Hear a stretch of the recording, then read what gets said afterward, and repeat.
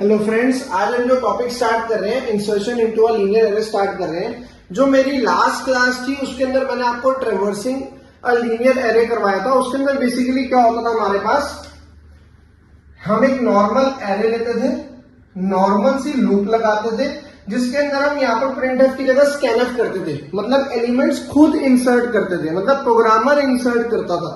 तो यहाँ पर स्कैनफ और यह एड्रेस ऑफ एआई, ये ट्रेवर्सिंग लीनियर एरे की बात कर रहा हूं। जो मेरी लास्ट वीडियो थी जिसके अंदर मैंने नॉर्मल एरे डिक्लेयर करा था, नॉर्मल लूप लगाई थी, स्कैनफ दिया था, एड्रेस ऑफ एआई जिससे हम एलिमेंट इंसर्ट कर सके, और उसी को मैंने यहाँ डिस्प्ले कराया था नॉर्मल लास्ट वाली लूप में।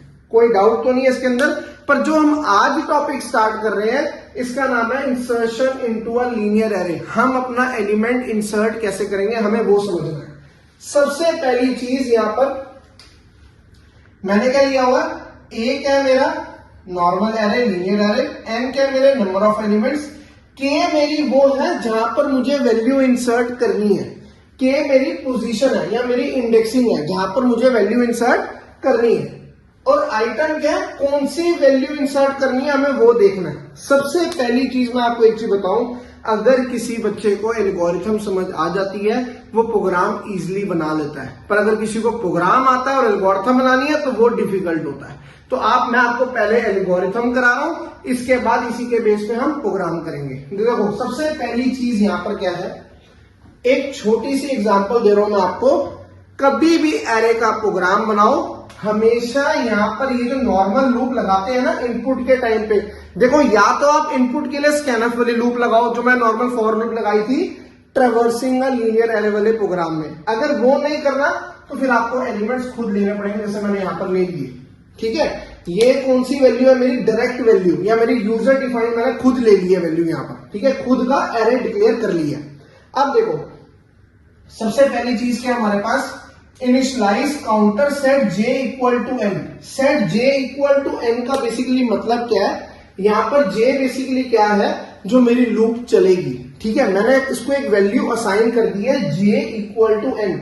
एन क्या मेरा नंबर ऑफ एलिमेंट्स, यहां पर दो वेरिएबल हो गए सेट जे और एन। इसका मतलब क्या है, जब हम अपना प्रोग्राम बनाएंगे हमें दो वेरिएबल डिक्लेयर करने हैं, एक तो जे एक हमारा एन। पहली चीज, ठीक है, जो वेरिएबल डिक्लेयर करोगे वो इंट टाइप में, मैंने यहाँ एन को वैल्यू 5 दे दी और जे मेरा मैंने वेरिएबल डिक्लेयर कर दिया। पहली चीज। दूसरी चीज क्या है, repeat steps 3 and 4 by J greater than equal to K. हमें जहां पर वैल्यू डालनी है हमें वहां तक की लूप चलानी है, मतलब जे ग्रेटर देन इक्वल टू के, मतलब के क्या है हमारी पोजीशन जहां पर हमें वैल्यू इंसर्ट करनी है। बात समझ आ रही है, के क्या है हमारी पोजीशन जहां पर हमें अपनी वैल्यू इंसर्ट करनी। देखो पहला पॉइंट क्या है, set J equal to N, ये रहा वो लूप में for J equal to N. दूसरा स्टेप क्या है, J greater than equal to K, दूसरा step J greater than equal to K. इसके बाद क्या लिखा, move J element downward A J plus 1 equal to A J, और decrease counter set J equal to J minus 1। यहां क्या लिखा हुआ है, रिपीट स्टेप 3 and 4। 3 and 4 का मतलब क्या है, थर्ड स्टेप मेरा ये हो गया, फोर्थ स्टेप मेरा ये हो गया।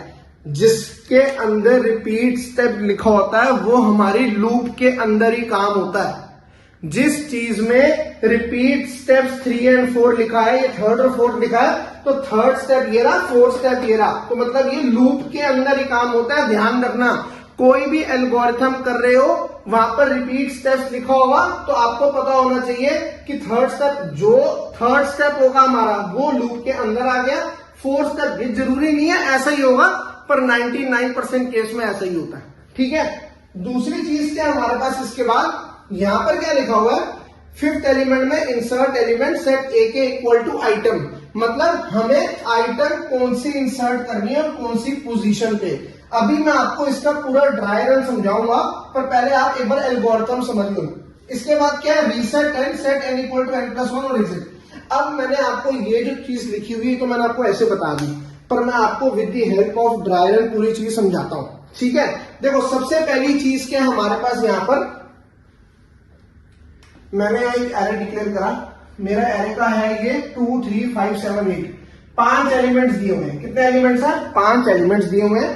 ठीक है, यहां पर क्या लिखा हुआ है, array 0 array 1 array 2 array 3 array 4। ये क्या है हमारी इंडेक्सिंग, क्या है हमारी ये इंडेक्सिंग। इसके अंदर क्या है बेसिकली, पहला एलिमेंट, दूसरा, तीसरा, चौथा, पांचवा, 5 एलिमेंट्स हो गए हमारे। मुझे आइटम डालनी है 20, आइटम ले ली 20। आइटम तो कुछ भी हो सकती है, आपकी चॉइस है, आप 40 डालो, कुछ भी डालो, आपकी चॉइस है। के क्या है, हमारी पोजीशन, जहां पर मुझे एलिमेंट इंसर्ट करना है। अब यहां पर 3 लिखा, 3 का मतलब क्या है, 1 2 3, 3 पे 40 आना चाहिए, 3 पे 40 आना चाहिए। तो उसके लिए क्या करना पड़ेगा, सबसे पहले क्या करा मैंने, नॉर्मल एरे डिक्लेयर करा, आइटम ले ली, के हमारी पोजीशन, यहां पर मैं वैल्यू इंसर्ट करनी है, एन मेरे नंबर ऑफ एलिमेंट्स और जे मेरा जो स्टार्टिंग लूप की करवा रहा है। अब सबसे पहली चीज क्या है, ये नॉर्मल एरे मैंने प्रिंट करा, मतलब अगर ये रन होगा तो इसकी आउटपुट क्या आएगी, 2 3 5 7 8। इसकी आउटपुट क्या आएगी, 2 3 5 7 और 8। तो यहां पर क्या है बेसिकली, हमारी आउटपुट आ गई 2 3 5 7 8। अब जो ये चीज है मेरी, एक बार इस पूरे को हम समझते हैं क्या चीज है ये। देखो यहां पर बेसिकली क्या है हमारे पास,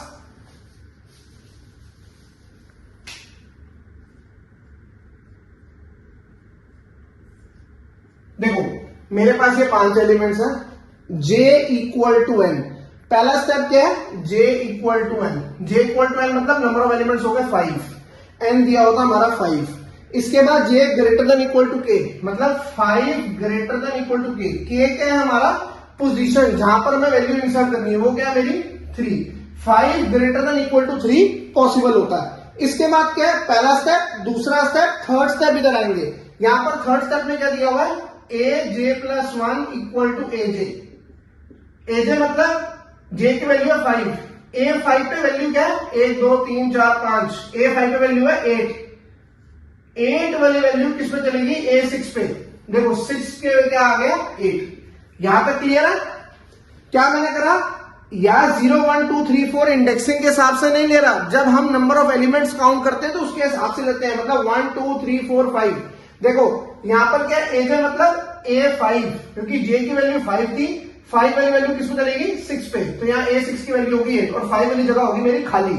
इसके बाद क्या आया, j की वैल्यू आई 4, यहां पर आएगा 4 स्टेप, j की वैल्यू आई 4 ग्रेटर देन इक्वल टू 3, क्योंकि k की वैल्यू मेरी 3 थी, वो चेंज नहीं होगी। यहां पर क्या है, अब इधर आ जाओ, 4 greater than equal to 3, aj+1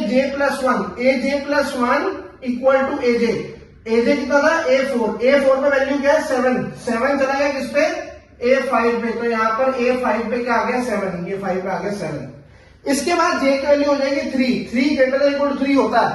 अब यहां पर a3 पे वैल्यू क्या है 5 वाली वैल्यू चलेगी किस पे, ये क्या हो रही है, एक एक करके शिफ्ट जो हो रही है ना, ये डाउनवर्ड्स हो रही है, मतलब एक एक करके आगे बढ़ती जा रही है। तो जो ये चीज लिखी हुई है ना, ये एक एक करके बढ़ती जा रही है और j-1 होते जा रहा है। तो ये j-1 मतलब j पहले 5 के लिए चला, फिर j4 के लिए, फिर j3 के लिए। उसके बाद जैसे ही j2 पे आएगा, 2 ग्रेटर देन इक्वल टू 3 नहीं होता, तो उसके बाद क्या होगा, आइटम क्या है हमारी 40 किस पे जाएगी, a2 पे। a2 मतलब 1 2, हमारा एलिमेंट कौन सा था 3 पे 0 1 2 देखते हैं ना, 0 1 2 मतलब यहां पर एलिमेंट मेरा आ गया 40, 2 3 40 5 7 8। ये हमारा नॉर्मल एल्गोरिथम हो गई। इसके अंदर बेसिकली यही समझाया कि हमें एलिमेंट इंसर्ट कैसे करना है। पहला स्टेप क्या है, j इक्वल टू n। जिस चीज में रिपीट स्टेप 3 और 4 लिखा होता है वो हमेशा लूप में ही आता है, ध्यान रखना। अगर यहाँ while लूप लगाई होती तो यहाँ पर while j greater than equal to k और उसके अंदर ये चीज होती है और j माइनस माइनस होता, ठीक है। तो यहां पर क्या, इसके बाद set aj+1 equal to aj decrease counter j-1। ये j-1 तो कराया क्योंकि हम एक एक करके एलिमेंट शिफ्ट कर रहे हैं, तो डिक्रीमेंट होता जा रहा है, j डिक्रीमेंट हो रहा है, पर n की वैल्यू लास्ट में मेरी जो रीसेट हुई n इक्वल टू n+1 मतलब नंबर ऑफ एलिमेंट्स मतलब अब कितने हो गए, 1 2 3 4 5 6। ये हमारी नॉर्मल एल्गोरिथम है। यहां तक हमारा आइटम इंसर्ट हो गई जब k की वैल्यू 2 हुई थी। उसके बाद n की वैल्यू मेरी बढ़ गई, n मेरा पहले 5 था अब 6 हो गया। उसके बाद हमने नॉर्मल प्रिंट कर दिया अपने एरे को। कोई डाउट तो नहीं है इसके अंदर।